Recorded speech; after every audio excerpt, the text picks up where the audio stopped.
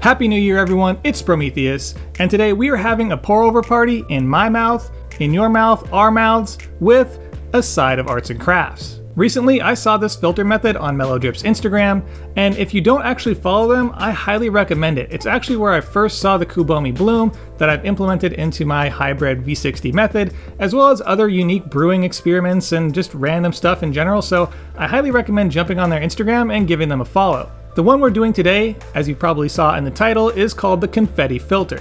Now, it's not only a unique brewing filter experience, but it's also kind of a fun visual experience, especially if you have a clear dripper like a glass V60. You can still do this with any conical dripper, but of course, if you don't have a clear one, you won't get the show. The first thing you'll want to do is grab yourself a paper filter. Now in this case, I'm using Cafex standard yellow paper filters, but you can use whatever paper filter you have on hand, whether it's Kalita, Chemex, or something else. From there, you'll want to fold it over itself a few times like this. Now break out the scissors and cut across the filter in relatively thin strips.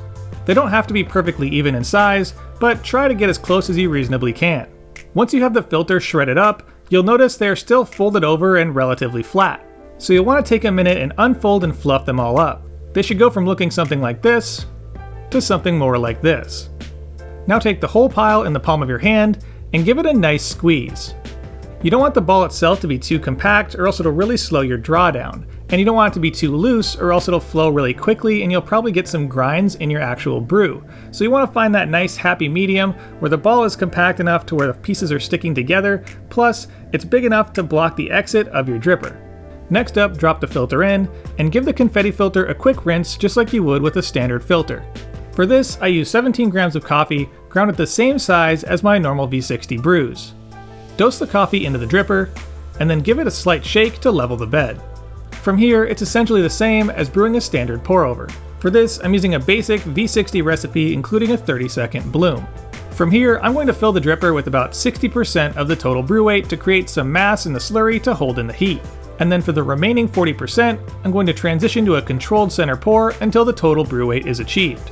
And of course, as usual, give it a nice swirl during its final drawdown to make sure you have a nice level bed and even extraction.